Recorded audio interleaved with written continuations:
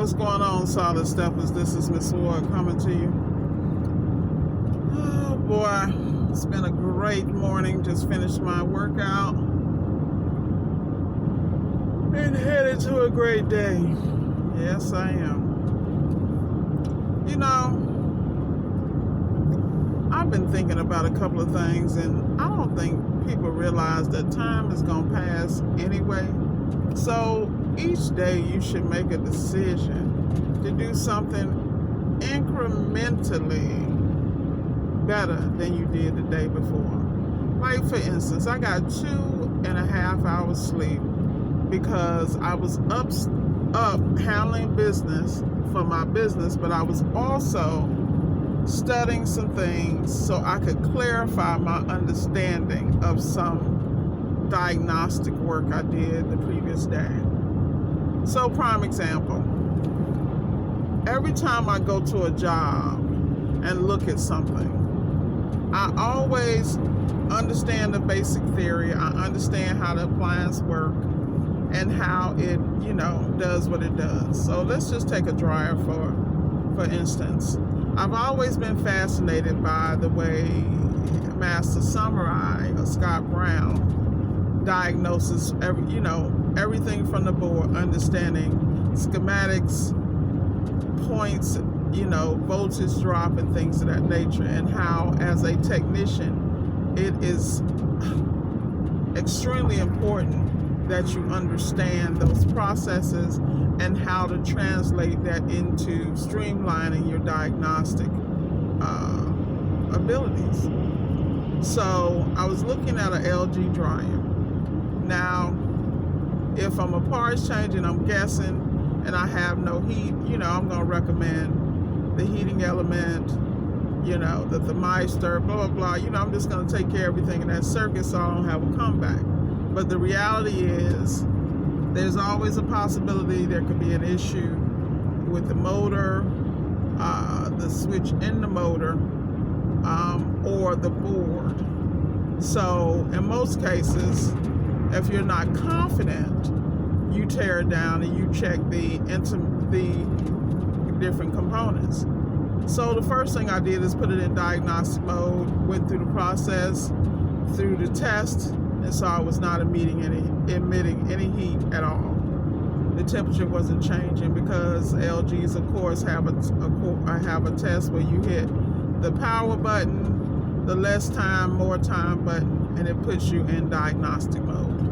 The reason I always go that route is because I take every opportunity to utilize the internal processes to streamline my ability to diagnose the job, but also to work on my skill set of understanding the appliance, how it works, and how to stay keen on how to put these appliances in diagnostic mode, whether it be LG, Samsung, Whirlpool, GE, Frigidaire, Electrolux. You have to know how to do this because as time goes on, they're all computer controlled, and you need to understand how these things work. So then once I did that, I, of course, pulled out the schematic piece, test everything, that I could from the board, feel confident on. And I still wasn't confident, even though I saw that there was a short from checking the items on the board using the harnesses there to check that line, that heating circuit. So I tore it down, got down to it, and of course it was the heating element. Everything else was actually in great shape. So I said that to say, when you are serious about what you do, you can either walk into each job being the same technician you were the day before, and usually you're not. You're usually less because you aren't putting the effort in. And the only one that can hold you accountable is you. And I think people have to understand that. I don't want to be the person that every time I get in the glitch, I'm picking up the phone to call somebody that knows for them to give me the answer. Now, there's some high-pressure situations where, of course, you're going to have to do that just to get the customer off your back, breathing down your neck, and if you're not confident in your diagnosis. But the only way you're going to get confident is to put in the work. And I'm saying all this to say that there's so many people that think it's some kind of damn shortcut. There's no get-rich-quick scheme. there's no, secret sauce. The only secret sauce is hard work, period. And no matter what part of the business, if you're dealing with the customers directly and you're front facing the clients and you're handling the scheduling, everything, you gotta have systems in place and you have to be consistent. People get out here in this industry and they get overwhelmed and then get upset and say this don't work, that don't work. Well, that's because you're trying to do stuff your way. There are people such as Mike Sneed and other people that have programs, and the Master Samurai, Pliantology, they have the framework. I don't understand why people out here trying to reinvent the wheel, but you have to have some idea where you're going, and then you have to be consistent. Because the thing about appliance repair, it will put you in many directions. It's going to expose you to many things. But I cannot continue to stress the fact, learn your schematics and electronics, because no matter what you look at, that is going to be a foundation. If you can read the schematic, you can figure out anything.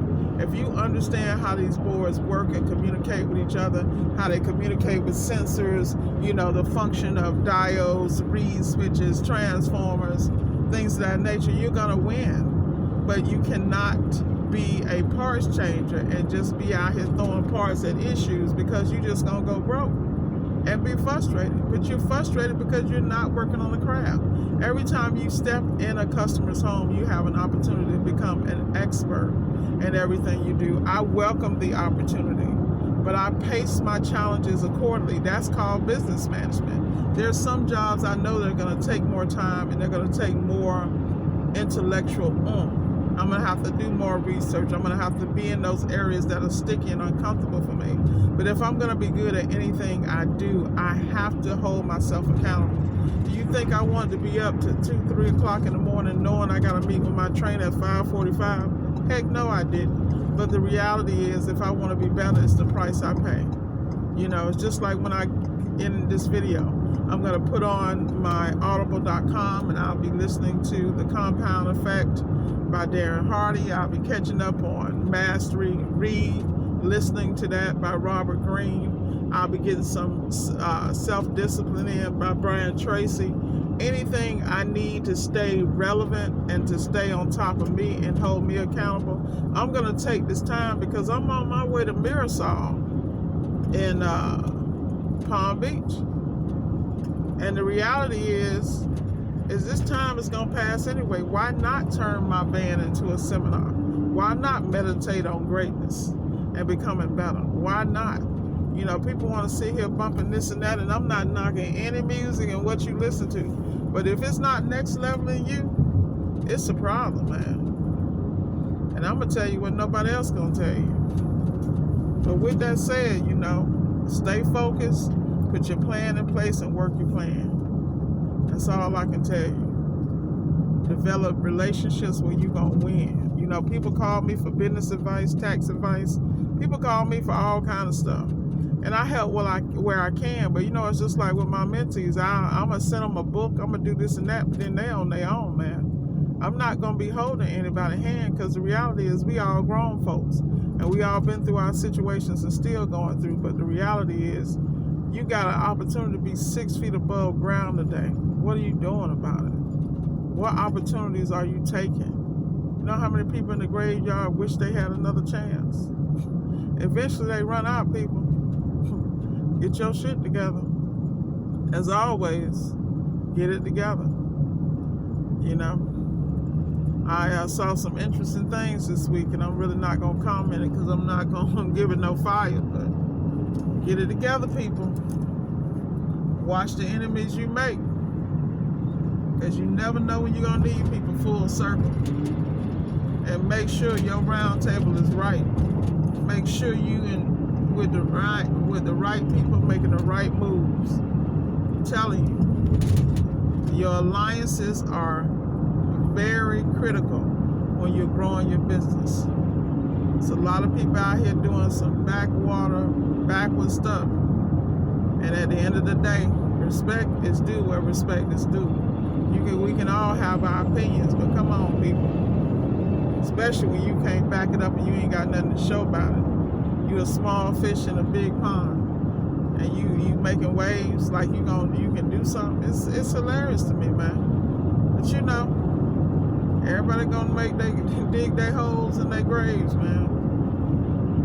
More power to you. That's all I can say, because one thing about Miss Ward, I keep it a buck at all times. I'm 100 at all times, and I don't say nothing that I can't stand behind. And if I make a mistake or if I'm wrong, I own that.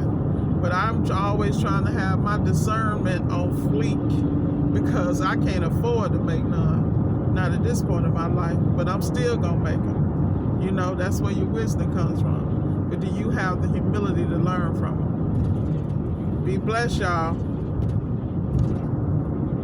Very interesting. You see, this would kill me. I'm riding behind this truck. I know y'all can't see what it say, but I damn sure can. Only in America can you get away with this. Only in America.